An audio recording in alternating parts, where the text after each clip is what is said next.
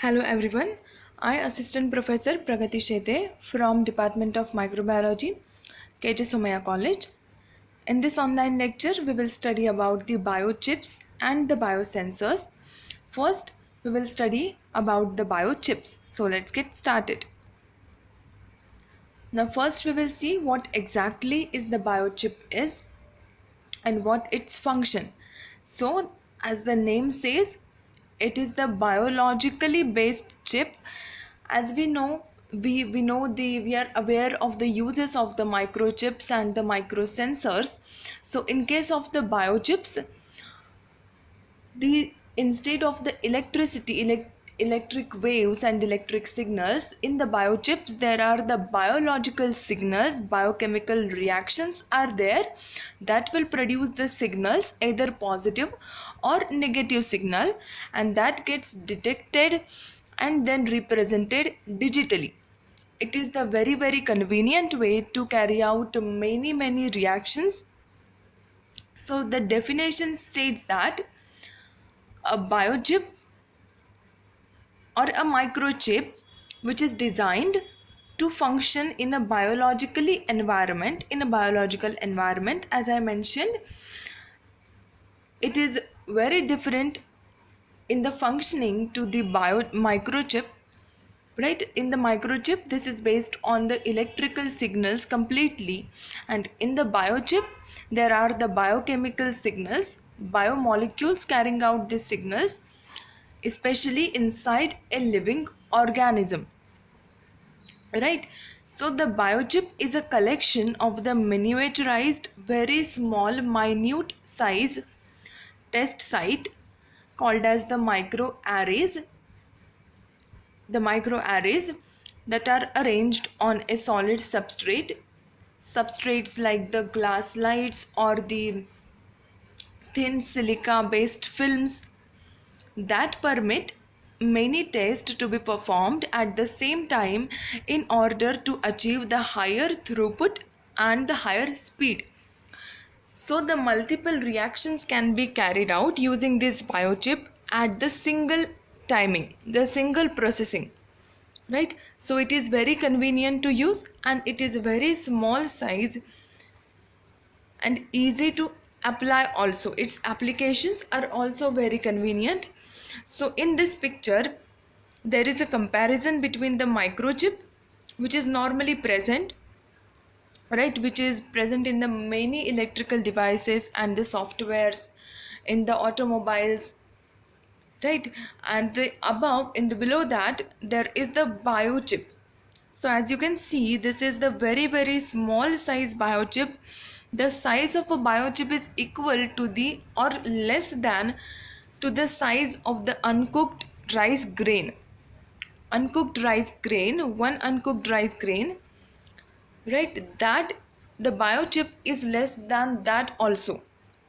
Right, so the microchip carry out the millions of the mathematical calculations, and as I mentioned earlier, it is based on the electricity. It carry out the electrical signals, right, the electric reactions it will carry out the microchip. And in case of the biochip, thousands of biological reactions are carrying out in the biochip through the biomolecules, from the biomolecules, and these reactions are based on the detection of the biological analyte that and uses the low frequency radio waves. In the biochips, how the signals are processing, right, there should be some waves or some radiations so that the signals are processed and can be represented on the digital platform.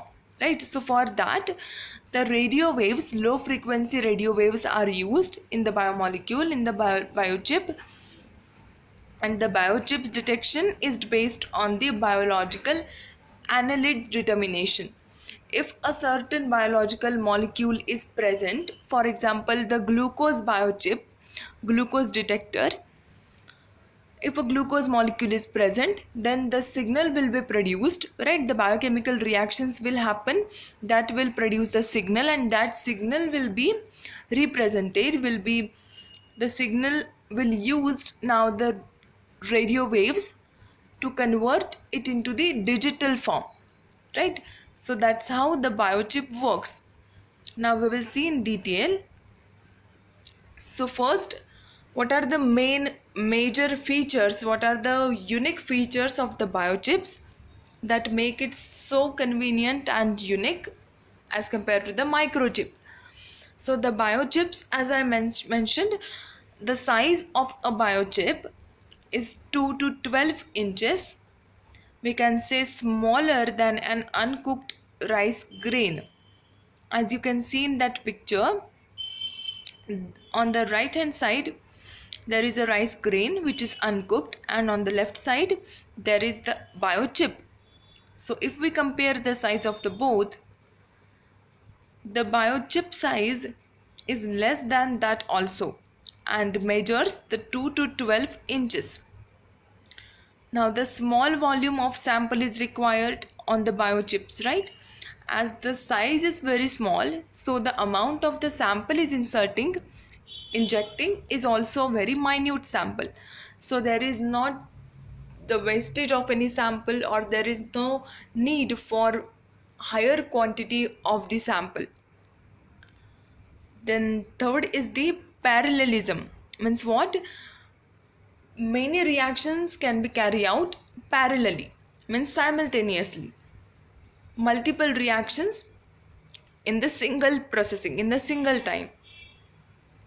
Then fourth is the fast speed. This can carry out millions and thousands of reaction very fast, right? So the speed of this reaction and the processing of the biochip is very efficient, very high. It is lower in cost, right? It is very low in cost, and it is very high in its sensitivity, very high sensitivity, as we are incorporating the biosensors in the biochips. These biosensors detect the signals that carry out from the biological biochemical reactions. So the sensors detect its signals, and the sensitivity is very high in the biochips. So if we look into all these points, we can say the biochips are very effective and very useful, very efficient, very convenient tool to determine a lot of very different types of the reactions, biological reactions, right, in a system. So next, why to use biochips, right? As we know, in the previous slide we saw the features of the biochips. So we can say there are many openings or the scopes for the biochip using, or the use of the biochips. Now the main foremost use of the biochips are therapeutic and the diagnostic purposes, right? For identifying the gene sequences, for detecting the air pollutants. So biochips can do any tiniest reactions, carry out any tiny reaction. It is possible with the biochip. Other biochemical reactions, right? The glucose detector, the fructose detector. So there are many applications of the biochips that we will see in detail on the later slides.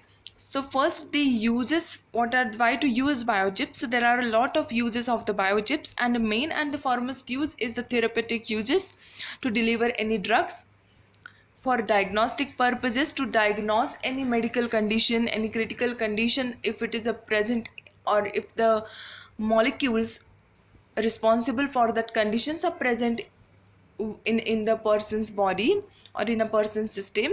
So that can be determined using these biochips, right? For identifying the gene sequences, if we want to identify a particular gene sequence, right, then we can inject these biochips which will contain the sensors that will detect that gene sequence. So if the gene sequence, our desired gene sequence is present, then the sensor will catch that signal and will process that signal and give us positive digital representation of that signal, right, with using the low frequency radio waves. So that's how we can use this for the identifying the gene sequences. Also, we can use the biochip for determining the air pollutant to detect the presence or the absence of the air pollutants, and various types of the biochemical reaction. Okay, so now, yes, so in this picture you can see there is a baby, and on the left hand side, in the current situation, that is mostly if a baby is suffering from certain illness or some medical conditions, so it is cured with many bandages and many medications on its body. So if instead of that, if we opt for biochips, we just have to insert one very minute size biochip inside the body of a baby, that will carry out all the reaction, all the processes that a medication is doing, right? So that is a very efficient, very convenient, that will not cause any harm also. Most probably, majorly, it is the side effects are not that much. So the therapeutic purposes, biochips are very convenient. And in the above picture, in the below picture, you can see the a hand which is inserted with a biochip. So we can use to detect any medical conditions, any biomolecule presence or absence in a body, right? So that's how we can apply the use of the biochip. So next is biochip construction. So how this biochip made, or what are the components that make up this biochip, right? So there are two major components, parts of the biochips that are made up of. First is the transponder. Okay, then the transponder is also divided into the four subparts, and the second is the reader or the detector, which will converts the signals for representing to the digitally platform, to the digital screen, right? So first we will see one by one. Yes, so first we will see the transponder, right? What is the transponder made up of and what functions will transponder carry out? So transponder, it is the actual biochip implant, right? This is the major component of the biochip which is responsible for carry out the biochemical reactions or the processes. So it is the actual biochip implant, can be also called as the passive transponder or the active transponder, depending upon the type of the transponders and the type of the reactions it is carrying out. So now the transponder consists of the four parts, namely computer microchip, antenna coil, tuning capacitor, and the glass capsule. Okay, so we will see one by one. So first part in the transponder is computer microchip. So this computer microchip stores a unique, so as the name says computer microchip, so it will deal with the codes, right, with the codes and the numbers that are very specific to the molecules. So it stores a unique 10 to 15 digits long identification number. That number is encoded via a laser onto the surface of the microchip before assembly of this biochip. So before the assembly, before the grouping these parts of the biochips together, the 10 to 15 digit long identification number is encoded via the laser. With the help of the laser, this 10 to 15 digit long identification number is encoded on the microchip, and that chip is will getting inserted or getting inside the transponder, right? That will make the one part of the transponder. The transponder is made up of the four parts. So from that four parts, first foremost part is the computer microchip. Computer microchip, what will it contain? It will contain the 10 to 15 digit long identification number, which is very important, essential identification number that is encoded via the laser onto the surface of the microchips before the assembly. So you can see in this picture, this is the computer microchip, right? This is the part of the transponder. So what is the next part? Next is the antenna coil. This antenna coil, in this picture, you can see on the right hand side, on the right ending, there is the antenna coil having this copper or the iron core. So as we know, this can generate the electricity, the conductivity. So this are the antenna coil are the simple coils of the copper wire or the iron core, and what it will do, it will receive the signal and send the signal. It will receive and send the signal from the reader. Okay, the reader will read the signal. That signal will receive by the antenna coil. Okay, this antenna coil is made up of copper wire or the iron core.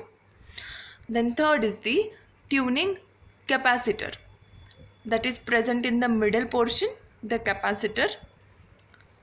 So as the name says, capacitor, so it is having the capacity to store the electrical charges, right, that has been sent by the reader, which activate the transponder to send back the ID number encoded.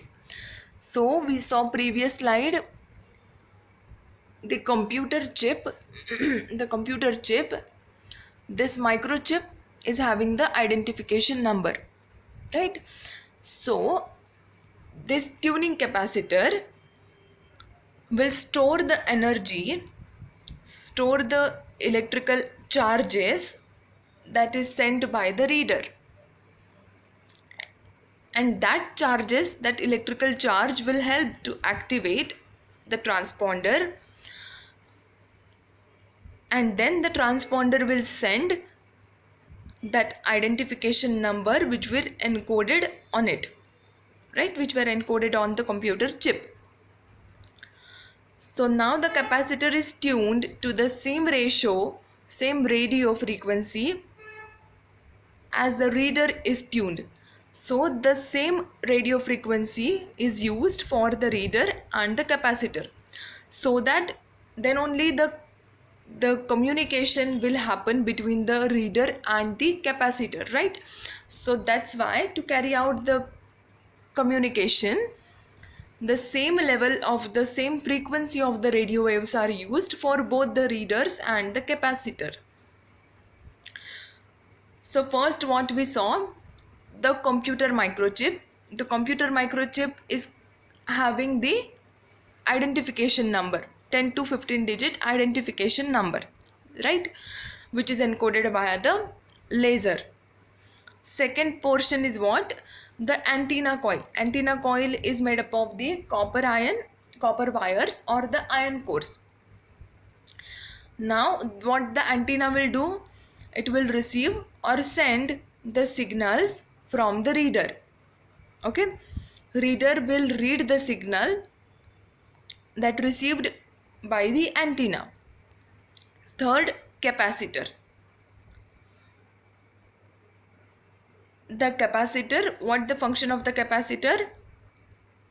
the reader will generate, right, will generate after the reading the signals, it will generate the electrical charges, it will send the electrical signals, electrical charges that will be captured by the capacitor, and that will store the electrical charges, and this electrical charges will help the transponder to activate the transponder, and therefore to send back the identification codes that are present on the microchip, which is a part of the transponder, right?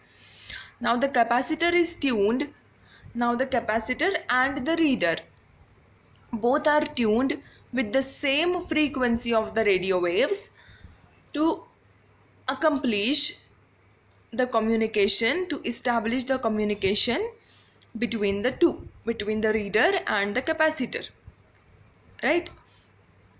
So the capacitor will store the electrical charges from the reader, and this electrical charges will activate the transponder to send back the identification number that it is already having.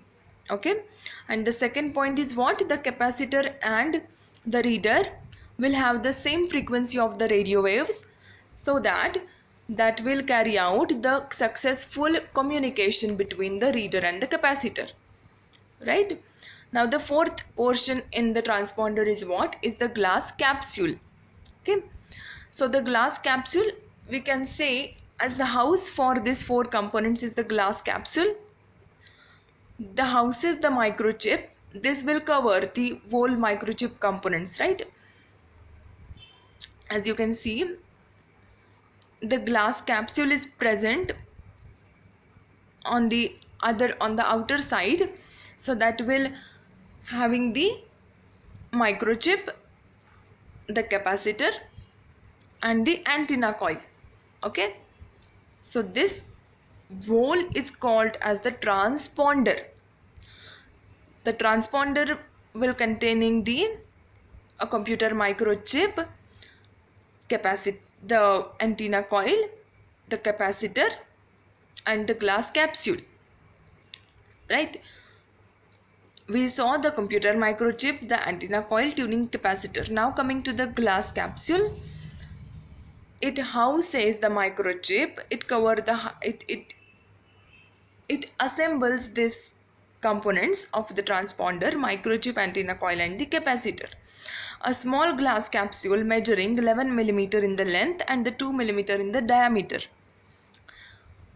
2 mm in the diameter. We all know the size of the one bacterial colony is the 2 mm.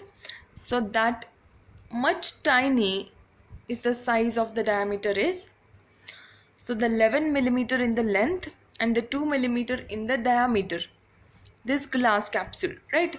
This glass capsule is made up of the soda lime glass. And after the assembling of the four components, these three components, the capsule is airtight sealed. Okay, then after the assembly of this glass slide, which will contain the microchip, the antenna and the capacitor, right? The capsule after the assembly will be airtightly sealed. Okay, the size of the capsule is 11 mm in the length and the 2 mm in the diameter. Okay, this glass capsule is made up of the soda lime glass. Okay, so in this picture you can see the components of the biochip, and in the component this is the transponder. Okay, now what are the transponder is made up of? Transponder is made up of the computer microchip that you can see in the picture on the left hand side starting. In the middle you will have the capacitor, tuning capacitor. On the right hand side ending you will have the antenna coil. Okay, antenna coil, and then we saw the functioning for the each portion.